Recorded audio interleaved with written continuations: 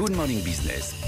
Good Morning Business sur BFM Business en direct jusqu'à 10h et c'est Virgile Caillé qui est avec nous. Bonjour Virgile Caillé. Bonjour délégué général de l'Union Sport et Cycle. C'est la reprise, vous le savez forcément, de la Ligue 1 ce soir avec Bordeaux-Nantes. Ça devait être Marseille-Saint-Etienne, ça sera Bordeaux-Nantes.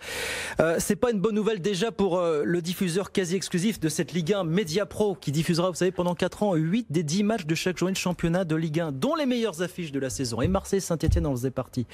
C'est pas une bonne nouvelle, Virgile, pour une chaîne téléfoot dont on se demande si elle va être viable économiquement. Il y a beaucoup d'interrogations.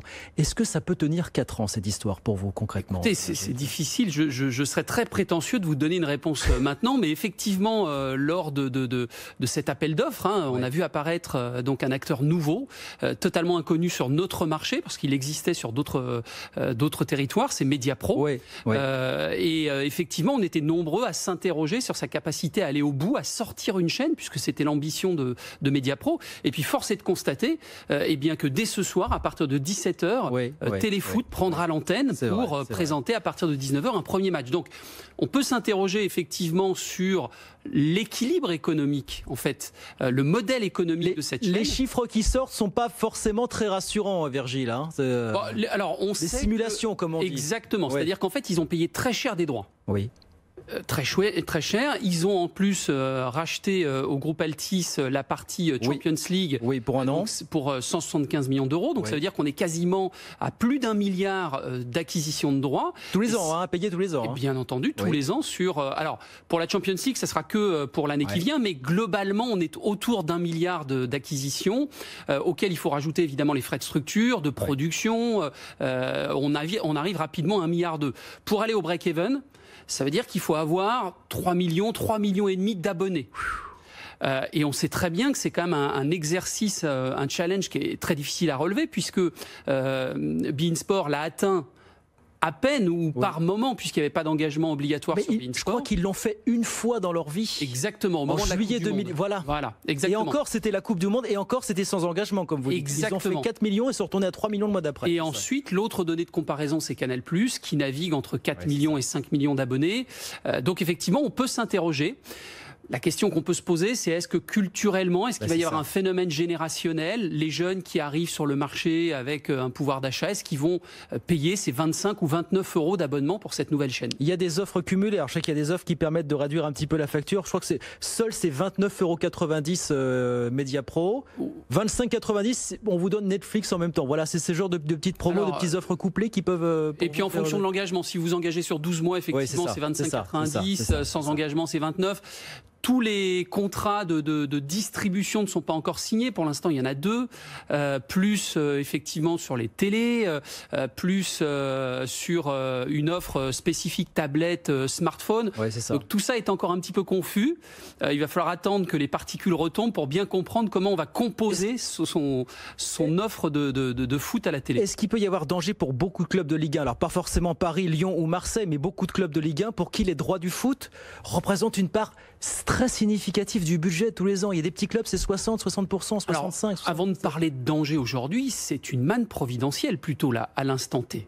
Parce qu'en fait, on a un certain nombre de clubs qui étaient en grande difficulté du fait de la crise, qui avaient anticipé donc ces revenus additionnels donc de plus de 50%. C'est-à-dire que le contrat a augmenté de plus de 50% par rapport au précédent contrat. Les clubs avaient déjà anticipé ces dépenses. C'est pour ça qu'un certain nombre d'entre eux sont très inquiets et ont privilégié le contrat Mediapro plutôt qu'une reprise aléatoire de la Ligue 1. Il faut le savoir. Parce qu'on a beaucoup parlé de l'intervention du gouvernement, etc. Bien sûr. La plupart des présidents de clubs n'étaient pas favorables à reprendre une Ligue 1 qui aurait terminé on ne sait pas trop quand et qui aurait pu mettre en danger ce fameux contrat avec Mediapro. Est-ce qu'il y a danger pour la Ligue 1 si malheureusement, on ne le souhaite pas, personne ne le souhaite, Mediapro n'arrive pas à tenir ses engagements? Mediapro dans un an dit je ne peux plus payer finalement. Alors là, il y a un danger immédiat et brutal parce qu'aujourd'hui, la plupart des clubs sont extrêmement dépendants des droits télé. Un petit peu moins sur un club comme le Paris Saint-Germain où les droits télé vont peser entre 30 et 40%, mais la plupart des autres clubs... c'est les 2 tiers pour certains d'entre eux. C'est ça, c'est les 2 tiers entre 60 et 70%. Donc bien entendu, si vous enlevez 70% à une entreprise, 70% de ses revenus, c'est un peu compliqué de survivre. Donc oui, il y a un vrai danger, d'où la nécessité de préserver, de choyer ce nouvel entrant. Je vous posais la question de manière un petit peu cynique, mais est-ce que vous pensez que c'est le genre d'affaire qui est ficelé, dont on sait bien, même Mediapro le premier que ça ne sera pas rentable. Voilà. Est-ce que c'est conçu pour être rentable cette histoire? Alors, est-ce qu'il y a autre chose derrière tout ça? Je ne suis pas dans les secrets de la stratégie de Mediapro. On peut s'interroger effectivement parce qu'il y a des vrais doutes sur le modèle économique et sa rentabilité, même à moyen terme. Maintenant, il y a aussi un phénomène assez nouveau aujourd'hui sur les droits télé, qui est l'arrivée des GAFA. Oui. Et peut-être que demain, ces gens-là sont intéressés pour acquérir tout ou partie de certains lots. Et là, peut-être que Mediapro sera en position de force. C'est peut-être une voie qu'ambitionne Mediapro. On peut aller pour vous. Alors les droits sont pour 4 ans en 2020, 2021. Est-ce que vous dites les prochains appels d'offres 2024, on verra les GAFA arriver? C'est quasiment certain. C'est quasiment certain. Il y a un lot qui est passé assez inaperçu et qui est, à mon avis, le lot le plus efficace, ou en tout cas celui qui se projette le plus vers l'avenir. C'est le lot qui a été acheté par Free à 50 millions d'euros sur des highlights et des semi-directs et des espaces très, très, très courts qui plaisent beaucoup à la génération Z et aux millennials. Oui. Ils consomment différemment le sport. Le Graal n'est plus forcément le direct. Et là, il y a des vrais enjeux. Et là, donc, on va voir arriver les GAFA. On se dit que c'est inéluctable. Voilà, les GAFA. Ils commencent déjà à arriver sur les droits télé. Ils commencent à arriver ponctuellement. Voilà, ils font des coups par-ci, par-là. Exactement. Ils sont en train de rôder, je pense, ce modèle économique et de mesurer un peu l'attractivité que représente le sport vis-à-vis de leurs abonnés. Bien, on verra ce que nous dit Mediapro. Voilà, ça commence ce soir, effectivement, avec ce premier match de la saison entre Bordeaux et Nantes. Il nous reste 2 minutes. Virgile, je voudrais vous poser une question parce qu'on parle avec vous de beaucoup de sport. On voudrait parler vélo parce qu'on entend dire ici du côté de BFM Business que nous risquons de manquer de vélos dans les prochaines semaines. De certains distributeurs nous viennent l'idée que beaucoup de références sont en rupture de stock. Certaines pièces commandées en Chine sont difficilement exportables en ce moment. Alors, on risque de manquer de vélos véritablement. Certaines références, c'est vrai ou pas? On manque actuellement de vélos et la situation devrait se réguler entre septembre et novembre de cette année. En fait, il y a eu un double phénomène. Il y a eu effectivement la problématique de l'approvisionnement de la Chine. Il faut savoir qu'on assemble beaucoup de vélos en France, mais qu'un certain nombre de composants, et notamment tout ce qui est tubulaire, est importé de Chine.